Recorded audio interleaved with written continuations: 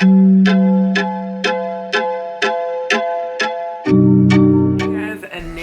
and welcome back to my channel. We're gonna be doing another masking in BeMoaning. It's the birthday edition. Today is my birthday, but I'm in the house, so I'm not really doing anything. I'm blessed to see another year. Got a nice lasagna out of the deal and an iPad, so your girl is happy. That's not probably too much different than what I would have been doing, because even though it is a Friday, we were not under, you know, that beverage will probably be at work. So we're gonna do a very simple mask today. Yes, an actual mask, but it's some that you do not rinse off. So, and I will be applying that as we talk about our movie or piece of media up for today. And I'll be talking about it's on Amazon Prime. It is Selah and the Spades. I'll insert today, and the mask that we'll be doing today is the Drunk Elephant F Balm Electrolyte Water Facial Mask Hydrant, and it has vitamin F microbeads in it and sodium PCA. So, and actually this is a nighttime mask. You can do like 4 to 5 pumps of this, put it on your face and go to bed and let it seep down in, and then wash it off. It is not dark. It's not anywhere near bedtime, and I have not too long been up.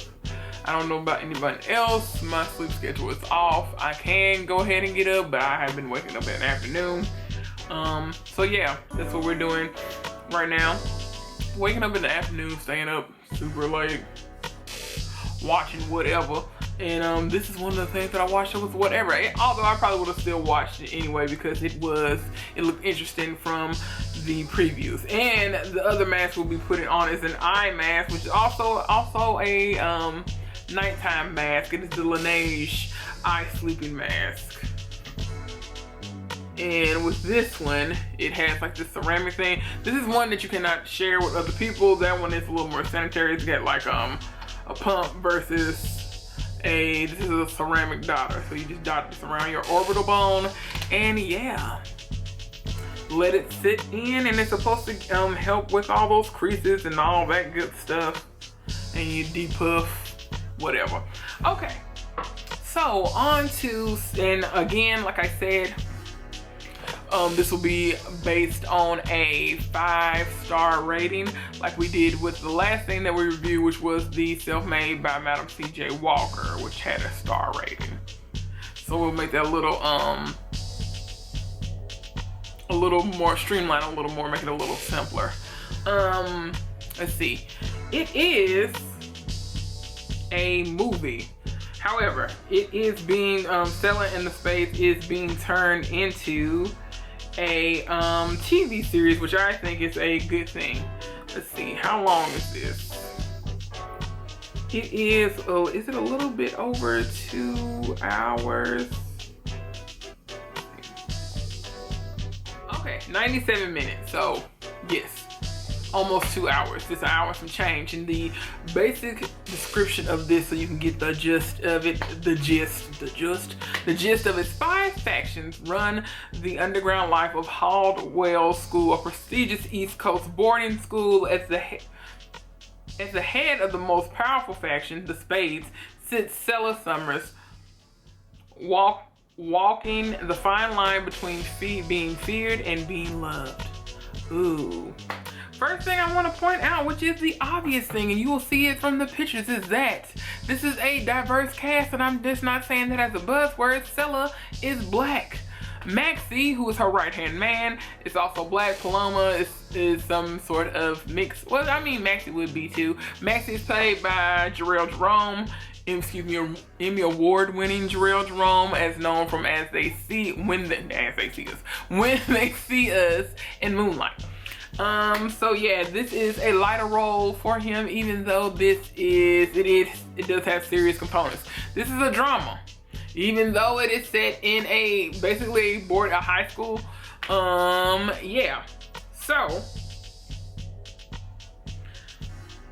Jarrell Jerome plays Maxie, a lovey, Simone, who is new to me, a relatively new actress to me, is Selah Summers. Her mother is played by Gina Torres. Gina Torres is only in one scene. We'll get back to her relationship with her mother. Celeste O'Connor, who plays Paloma, who is our other pivotal character, who is being looked by Selah to basically take up the Spades because she and Maxie are about to graduate. This is set in the fall going into spring of senior year, and Selah has not named a successor for the Spades. Okay, and let's see who else. Oh yes, and Jesse Williams is in this. He plays the principal, whose name I do not recall because it is not really all that important. To keep it a buck with you, the adults in this movie are not really important. The 5 factions of this are, let's see, obviously the Spades. I gotta give the names. You have and there's also, it's being masked. This is more, let me bring it back.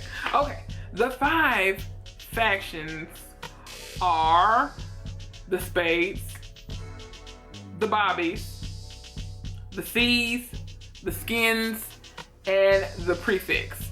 Those are the 5 factions. We don't get a very in-depth look to all the factions, but I can tell you what the Spades do. And it's explained throughout at the beginning of the movie, but this is just a general overview. So we get the Spades, who are in charge of basically any illegal substances. They got your from your Adderalls to your cocaine and so on and so forth, and liquor, which of course is not permitted on the campus. Like any campus, it wouldn't really be, none of this stuff would be permitted on, and they're in high school, they're all minors.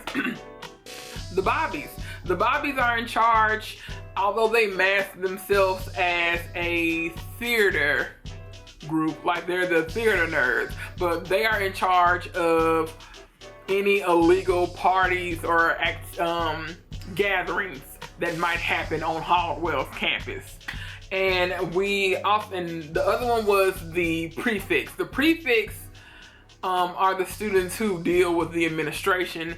When they said Prefix, it made me think of like, that's more of a British thing, and because like I went to a private school, I did not go to a boarding school, so we didn't have like Prefix and head girls. So in the way that was set up, but that's more of a British thing because they have Prefix and head girls, but they're basically like, in this connotation, there are the people that run the interference for all these groups to move in different ways to actually pull off of the shenanigans that they do. Because even if we go back to the Spades, they're moving serious drugs.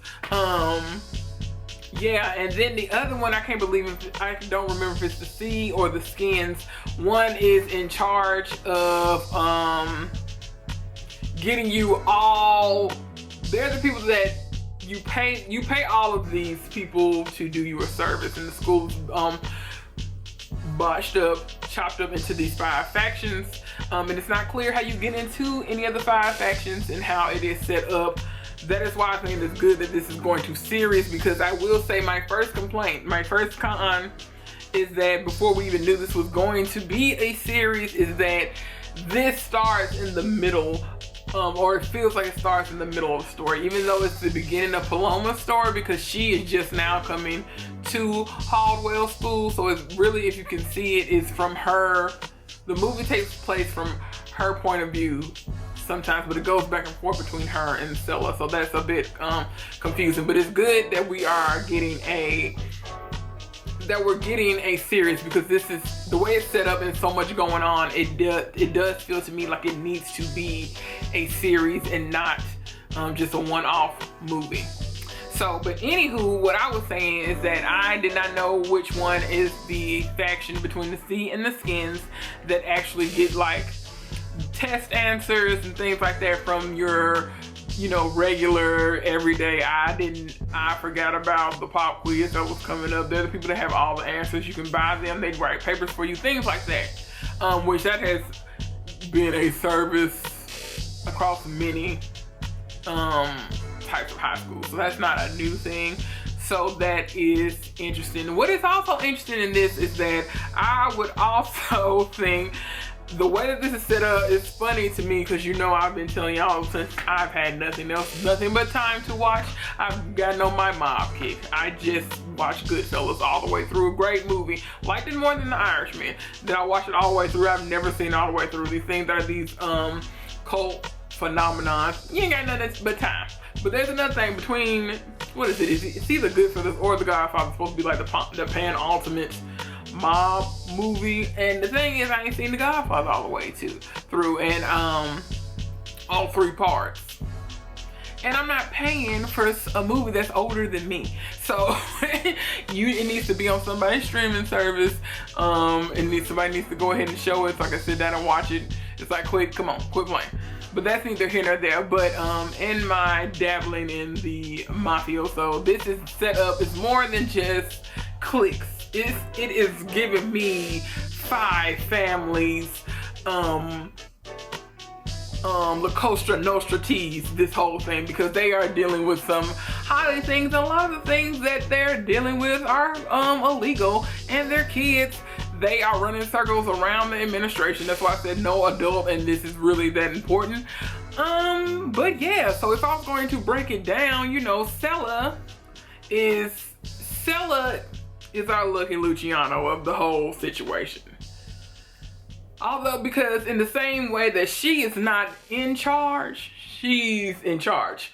So there is no, if you know anything about La Costa Nostra, this is real life example that apparently there is no boss.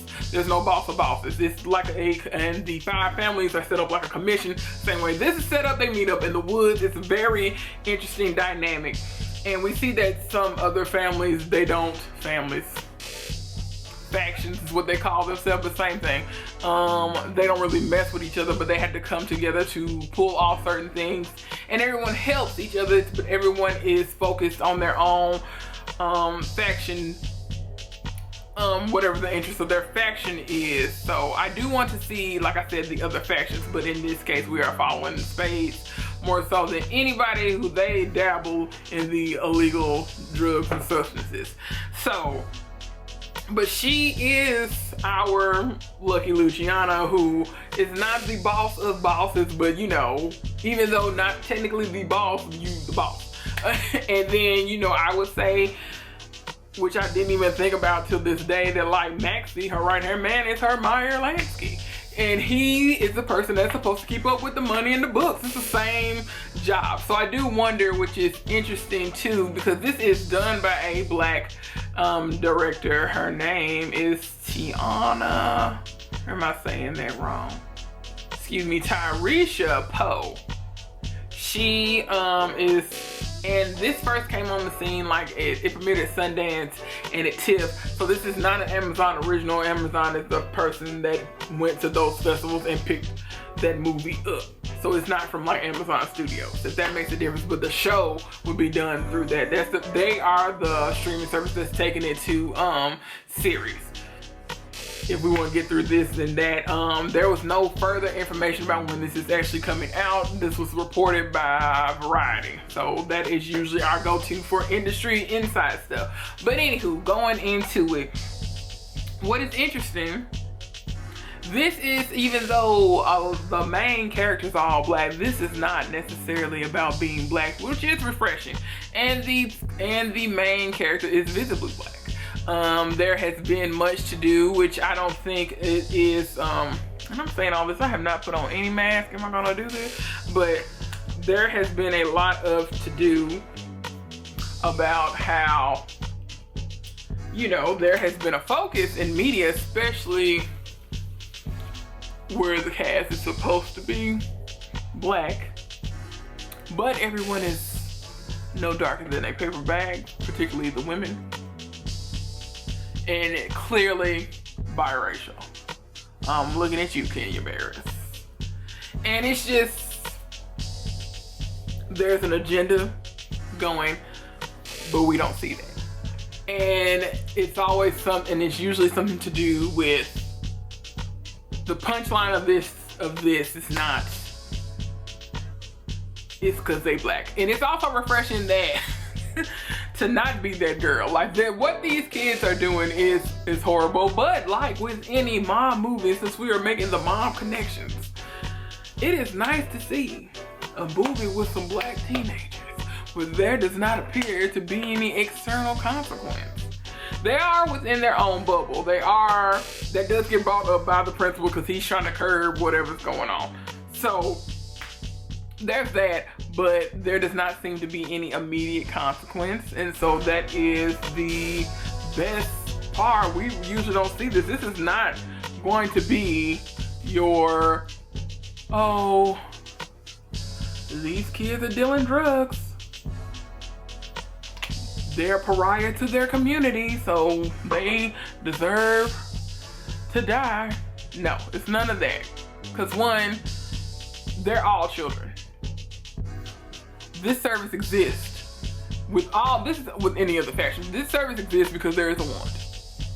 The kids know what they want. People are just dealing stuff and they're dealing in class, and like none of the teachers, none of the students, it's not clear that they have any kind of RA, because it's wild that the amount of illicit drugs that they have just on campus. Selah just has it in a chest in her room. It's nothing fancy. There's no like special lock. They keep their books on a diary. Maxie loses that diary at one point, so that's a point of contention. And there is an interesting that we have not really seen a character like Selah, because she does go in between being ruthless and then being quite generous with her expertise, her timing, and of herself. And I will say, with the actress, there are great moments of quiet that and introspective that we don't get. This movie there are nice pockets of silence, and not like I'm trying to draw out anything and make you make a conclusion. I'm trying to be mysterious. It's not like that. It's like Selah clearly has a lot on her mind. There is something that I want to see in the series I hope that they still keep Lovey, who plays Selah. I hope that they keep those main three in the series, because that would be great, between Selah, Paloma, and Maxie. I hope that we keep them. We definitely, like I said, this needs to be a prequel, not a sequel. But she has good moments of quiet, and there are, in just like, there you could tell there's an internal monologue going on with her, so that's nice, but it's not trying to push a point. And we do see her go between being ruthless and being vulnerable, and spitting all kind of teas, like, and she's beautiful, she is charismatic, all those things that you need. Basically, she has all those leader qualities. But there's some little ticky boom boom to her too. But we also see that some of her background with her mother, that there is a hitch in their relationship, that her mother does demand perfection. Like I said, we only do see Gina Torres one time as her mother, that she was the first time we get a conversation with Selah and her mom is when she calls to check on Selah, and Selah makes a 93. And the only thing you hear from her side was like, well, what happened with the other 7 points? Not the fact that Selah made an A. Selah's she's already lined up for where she's going to go to school. I'm guessing that's where her parents went. Her father is dead, but I believe she has a stepfather. But he's not fleshed out either. But in any case, her mother's in a relationship, but he's not important to this right now.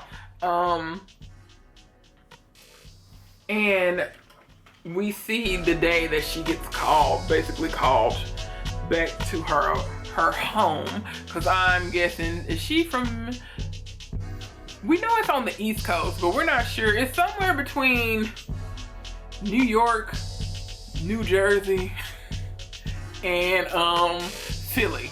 It's somewhere in the country around those areas, you know, maybe upstate New York, maybe in Pennsylvania, because where the play, we know this because one of the play, besides the fact that they tell us in the description that it's on the East Coast, we knew that, but I'm guessing that it is in Pennsylvania, but not too far away from Philly, because they go to Philly, that is where they get their drugs to sell. So, and that's where their connect is. And we also see that there are other Spades besides Maxie, Selah, and later on Paloma, because it really picks up in the spring, because that's when people feel like they need more of their drugs, because you know that is when you get your standardized testing, your essays, into the semesters and what have you. So that's when you have a lot more academic pressure. So that makes sense. And also is when a lot of the parties happen. The prom, secret rave that they're not supposed to have in areas of the schools that they're not supposed to have. So things like that. And we see that interconnection with the other families. I keep calling them families because I keep thinking about La Cosa Nostra. But you know, between the other factions and how they interwork with each other. So that's interesting.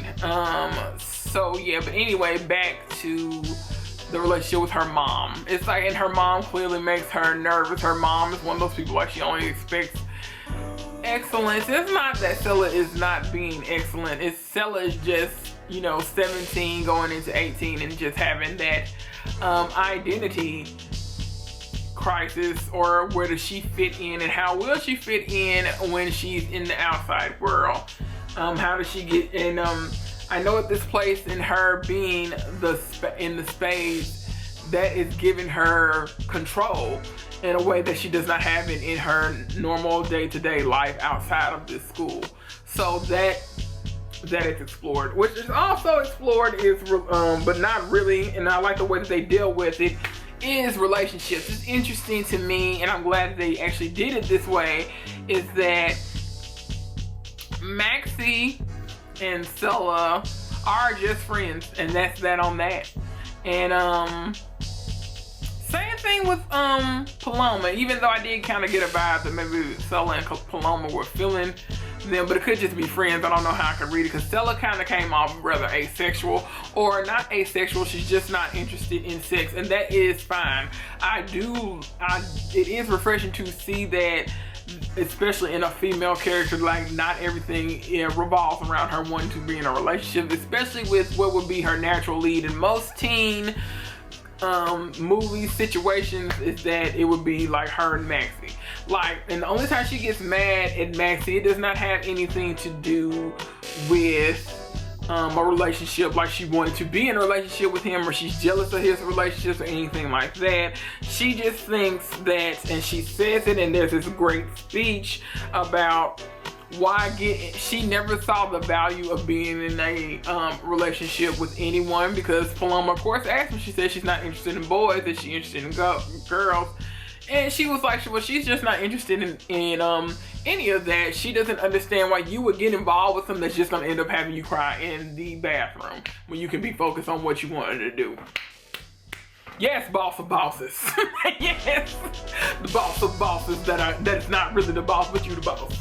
Okay, so that is refreshing. So it's not like, and I don't want anyone to be like, oh, you know, she deserves to do this. It's like, yeah, look, black girls deserve to fall in love on film and this, that, and the third, but sometimes it's just not about that. So that's refreshing as well, especially because they're teenagers and they're all hormonal and all that, just clouding their decisions. And we see some of that happens with Maxie. Maxie starts dating a girl, and you know, he kind of accuses Selah of not liking her, and that's not it. It's just that, because actually she does like her. She's on the same cheerleading squad with her, and it's just that he gets distracted. He got distracted so much that, you know, you left the ledger book around, which it's like you either gave it to a person to the fact that someone in another faction, because all the factions don't get along with each other, which we established, or one of the teachers, so all of y'all can be screwed. And they've already had another issue kind of happen before, in that it's not clear how Selah was involved, but we keep hearing about something that went down with a character called Tila.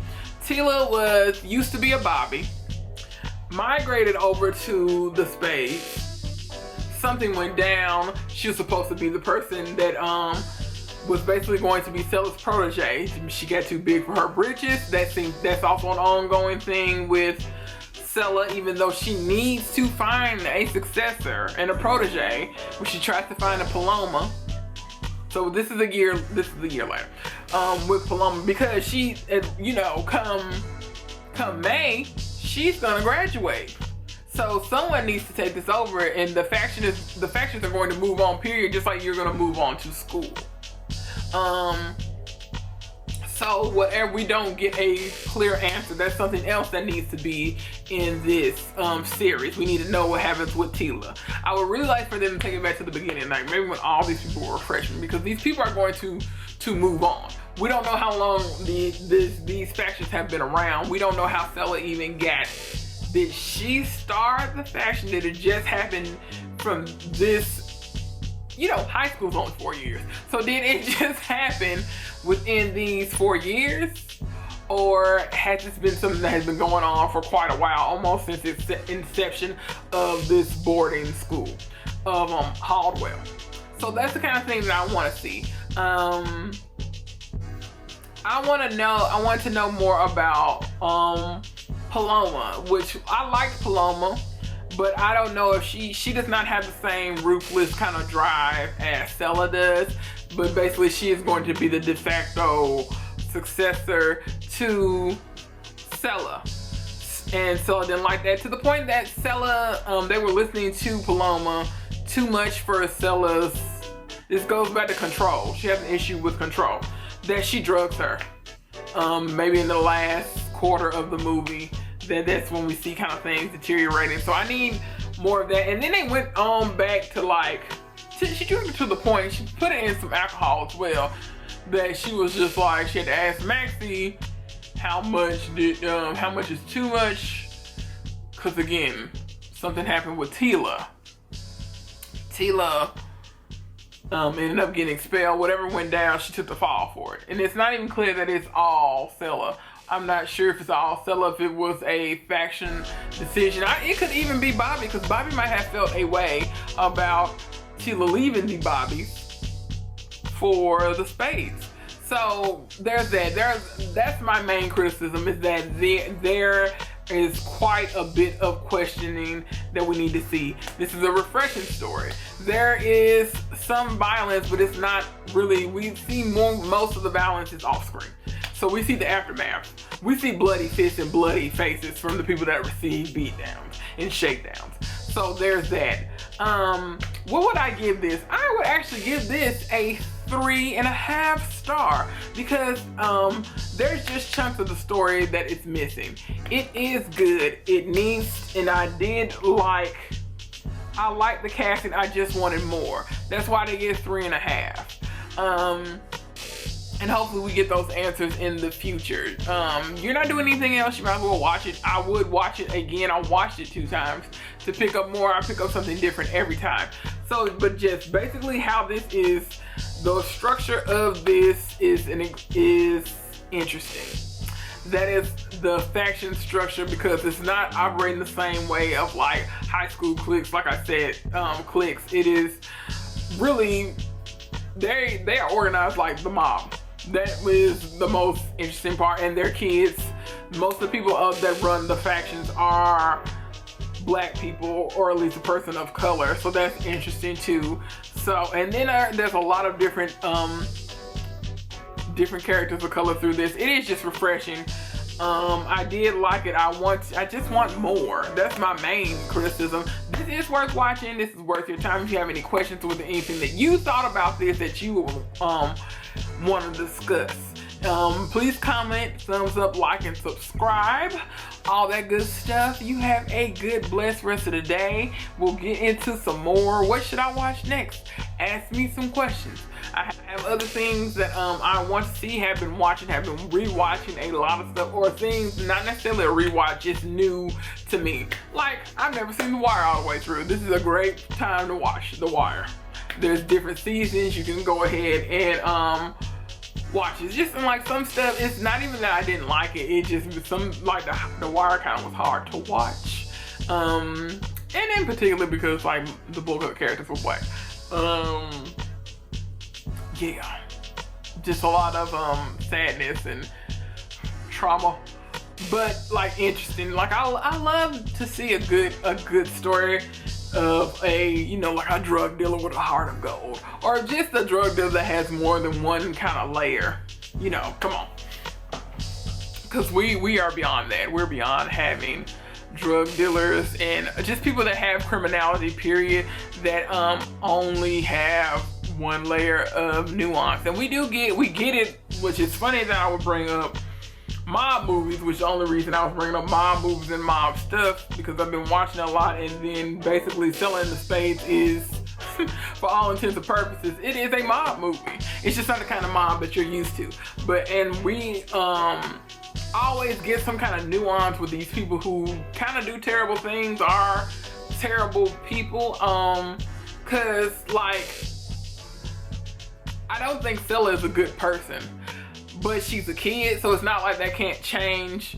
But I also watch plenty of things where they're not good people, but I still actively kind of root for them. Like I would even think about going back to like a Boardwalk Empire. Boardwalk Empire, your main character is Nikky Thompson, played by Steve Buscemi. Not a good person. Before any of the gangster stuff popped off, he was a crook. He was a politician.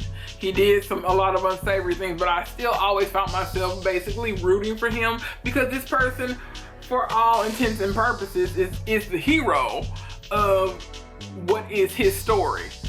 And we don't have straightforward cookie cutter, which we haven't had that for a long time, which you can even go back to The Sopranos. Like, you rooting for Tony Soprano, you know, even though he's the mob boss. We actively are rooting for this person that is terrible. But there's criminality, but people are layered. People are not all one thing. Someone brought up a great point that we do not all have the same relationship to one another. You have a different relationship to everyone. No one sees you the exact same way, because it's different for everyone. Which I had never thought of, which is true. And it's just something simple. It doesn't have to be anything that's just like terrible, which, you know, is still interesting in this. We're in this interesting space in the media of just like all of these docuseries, like true crimes and things. So it's even interesting when they break down or you get the background of the person that is accused of the crime, and some of them they didn't necessarily do it. And not in a way that, especially if they do it well and they're not necessarily romanticizing what they did. So that is interesting, and that is something worth exploring, and I think you can look at Selah and the Spades through that lens as well. So I want to know, do you think this is worth your time? What is your favorite anti-hero? Maybe that is what we are seeing with this. Maybe Selah is an anti-hero, since she's, you know, besides the boss of bosses. So, or the boss of bosses that's not technically a boss, but is the boss. Which maybe that would be the title. There's too many bosses in the same thing. But yeah, like, what's your favorite? Because we see this kind of, I wouldn't even call it a trope, because that's something that exists in real life. There's a head bee, there's a queen bee, period. That someone is in charge, and sometimes that fluctuates between people, but you know, it's very hard to be in anything, involved with anything where there's not a person in charge, even when there's maybe a group of people, but you take turns. So yeah, maybe the title of this would be like Not Your Average Teen Mob Movie or Not Your Average Teen Clique Movie. It is just the dynamics are interesting. That's the only reason I'm giving it a 3.5 is because I want more. Interesting dynamic, beautifully shot, wonderful costuming. I like that the costuming is not trying too hard, because I will say with a lot of teen stuff now, it does seem like they're overstyled, especially when that is not what they're going for. Like, everything doesn't need to be aesthetics. I wouldn't even liken Sabrina to this. Sabrina is a good one, but there's a aesthetic to that show that everyone's on. But like, there's a lot of teen stuff that where they're just and it's supposed to be like true to life, and everyone's just over styled. It's just like, you, even if you have money, you're not wearing this to class. It's just like you have a uniform. You're not wearing all it all the time. Like, it's just, yeah, just like these teenagers were very realistic, or at least from what I would see in my view, because it's not like, yeah, even just thinking about my teen experience and what people wore, because I also wore a uniform. People have like pieces, but you know what I'm saying when you see other teen shows. It's just like, you even if your parents can afford it, you're not Gucci down, especially you wear a uniform. You can't do all that. You wearing that same Parker's uniform, that same plaid little jumper, skirt, and loafers or whatever, Oxfords. You're not doing all that. Like, they be doing too much in some of these shows. This is just like this. Like, this person never went to a private school. These people never had to wear a uniform. You could never wear some of the things that they wear. Your skirt's incredibly too short, and especially with the girls, are just over sexualization, and that's not what happens.